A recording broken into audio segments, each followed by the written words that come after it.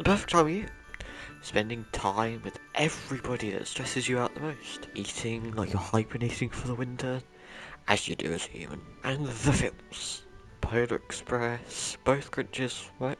Anyway, so one's good. The Santa Claus starring Tim Allen, classic. And the Home Alones. Home Alone 1 and 2 were great. My personal favourites of mine, actually. But you know there are 4 more? 4 whole films. And yes, you're correct. They weren't as good as the ones with Macaulay Culkin. And finally, the whole reason it's in number 6. And guess what? Made by Disney. Yeah, only for Disney. Now the big difference between this one and the rest is because you actually feel bad for like the bad guys, the crooks. Because the premise is that they think this kid stole something that's like worth a lot of money because their house has been foreclosed. Yeah. That's crazy actually.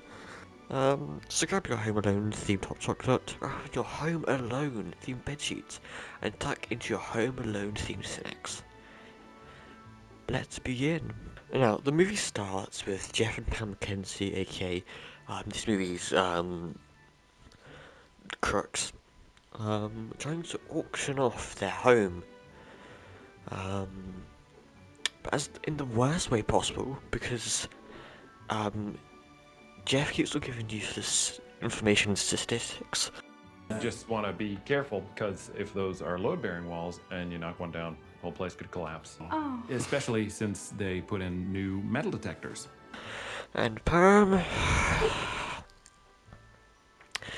well, we leave her to do her own thing. Open is my favorite concept. Totally lit. Then it cuts to Max, the main character, which is actually now the second time. I believe that they've just given up trying to pretend that this kid's Kevin, which is like another render of him, which is actually great.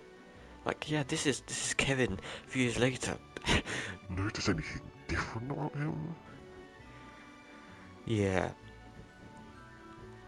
And him and his mother are arguing about need the bath or something and deviled eggs, which is made up. Mom, I really have to pee. I cannot believe you need to go again. I told you to use the restroom in the coffee shop, darling. After Uncle Stu had been in there? Really? Did you see how many deviled eggs he had for lunch?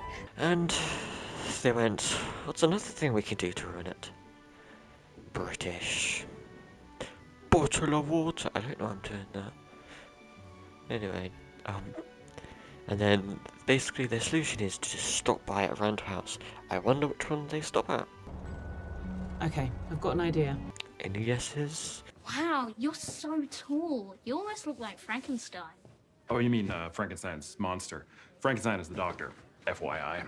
Yes, I didn't ask. Maxwell Johann Mercer. What is with you today? Carol Ellen Mercer. Take a guess. No, I noticed the whole point of this scene is just like a later bit in the movie. But like, what does it help during an argument? Now, around the 24-minute mark, this is where the big Home Alone moment happens, when not Kevin McCann, this isn't, oh my goodness, Max Fosh is left alone.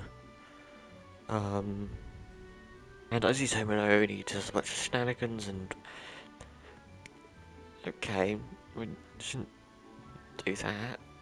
So at this point, Pam knows about the doll, and I think she knows about the doll and how much it's worth. So I guess Pamela Ding Dong gets a Bazinga moment, and decides she tried to steal the doll now. It only took half an hour. It is 1.5 hour movie, by the way. Which is crazy. And in the next scene, I think she's supposed to be pregnant. But you know the scene in The Grinch when he's wearing the overalls? It's literally the exact same. I think it's because whatever they've used to make it look like she's pregnant, they've put it way too low. So around the 50-minute mark, the crooks, aka the married couple who want their things back, try to go looking for it. But obviously Max sees him and then begins to plot for it, so they technically weren't plotting, they kind of failed to, and then they end up going into someone else's home. It's like 3 minutes of the film was wasted. Funny. I'm not spending my best years in some old lady's bedroom. Homebot, such good booby traps. I'm sorry. The parental controls of this system restrict the term booby. Never mind. Now, at the 1 hour, 1 minute and 11-second point begins the 15-minute long scene of him setting up the traps and them getting hit by the traps, but it's not funny. It just looks painful. Like, 'cause they aren't the bad guys, they kind of just look like Pam just starts having a meltdown and starts crying, and it's like, what? Where's the funny? Like, Batman, Goku, and Powerpuff Girls couldn't do the same thing. And the idiot which Max is, he goes to their home. What? This movie makes no sense. And then basically the entire plot twist of the movie is, wait, what?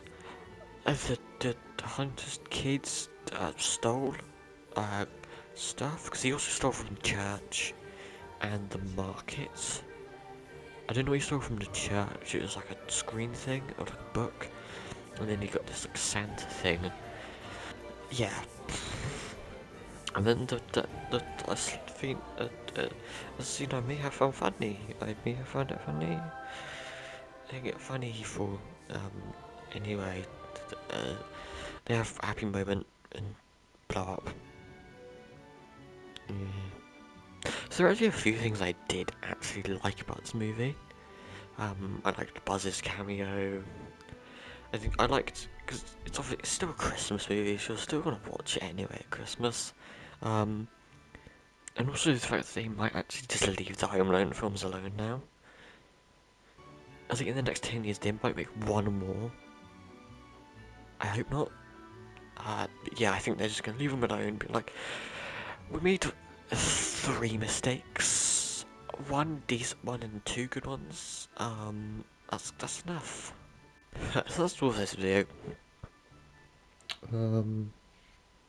It sucks, to be honest.